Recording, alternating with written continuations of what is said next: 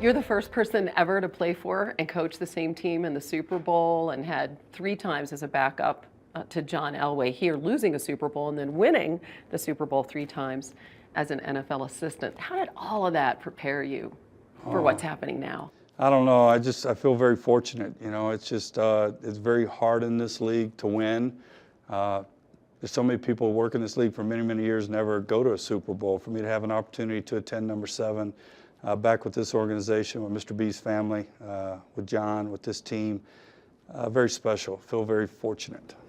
You and John Elway went to your first Super Bowl together almost 30 years ago. So what is it about your relationship that stood the test of time? You know, I don't know. I think it's respect. I mean, we were kids together playing ball and growing up, you know, from being pro athletes together. Obviously, his load as a player was much more than mine, but I got to watch what he went through and respect that. We parted ways. I started coaching. He kept playing.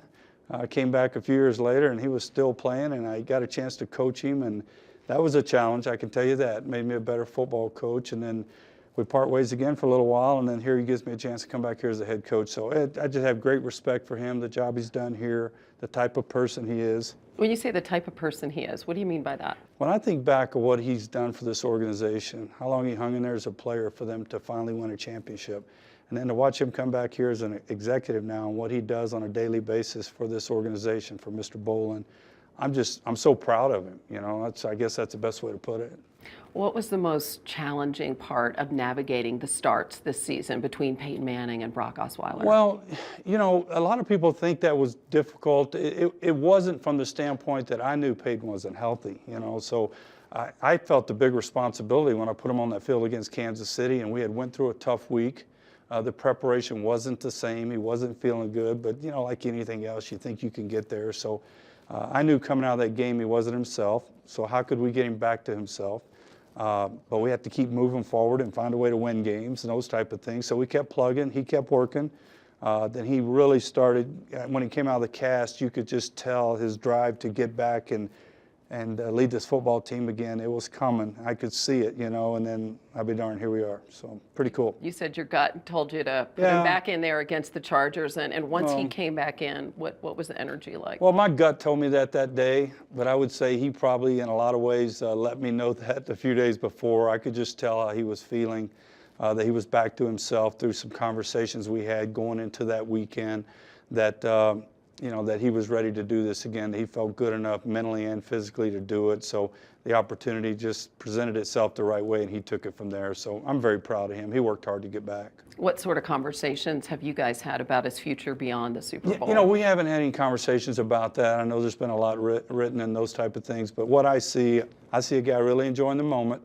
He's had a great week of preparation. I think he's enjoying every snap, every meeting, every moment in the locker room with his teammates. So, you know, I'll let Peyton deal with all those things, but I see a guy really enjoying this opportunity.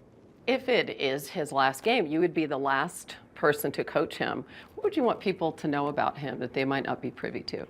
For me to go through this with him, to be there for him through this situation that he went through this year, and then to be here at the end with him with the opportunity that he has, it'll always be a special moment in my coaching career. But I would want everybody to know he's a great player, but he is a great person. He is a leader of men and a wonderful human being. How much does the notion of disrespect motivate this team? It's been hard on us this year. It hasn't been the smooth ride to the Super Bowl. I mean, we've had some bumpy roads. We've had to come back. We've lost players. The quarterback deal going on didn't look good a few weeks ago that we were going to be playing at home in the playoffs, but we figured that out late in the fourth quarter against San Diego. So I think this team is just very seasoned, very competitive. And, you know, I'll let them speak for that, but I know they've been through everything you need to go through to be in this position. What about the notion of it possibly being Peyton Manning's final game? Does that play into the bigger sense of motivation for this team? I haven't felt that. We've been an unselfish group all year long. It's been about everybody. Everything I'm witnessing up to this point has been the same way. And you know for sure a guy like him's not going to bring something like that up. It's just not his makeup. You know, it's always about the team. You managed to throw Tom Brady off his game. What's it going to take to do that with Cam Newton? You know, Cam presents a problem for you because he can throw it, anywhere you need to throw it, and he can run around and make plays with his feet. So it is a different preparation for us. We need both weeks. But one thing for sure in this business, if there's something new for you have to prepare for, it usually gets your attention real quick. So he got our attention real quick. We need to get to work. With Mr. Boland suffering from Alzheimer's disease, it's been a very public battle, and Yeah. he and his family have been at the forefront. But what would a Super Bowl win mean for the Broncos family? I mean, it would mean the world to us as coaches and players to deliver something like that. But at the same time, one thing about Mr. B always made it about everybody else. That's what he stood for. And we understand, and we're so proud of the family, and we know everything they've been through.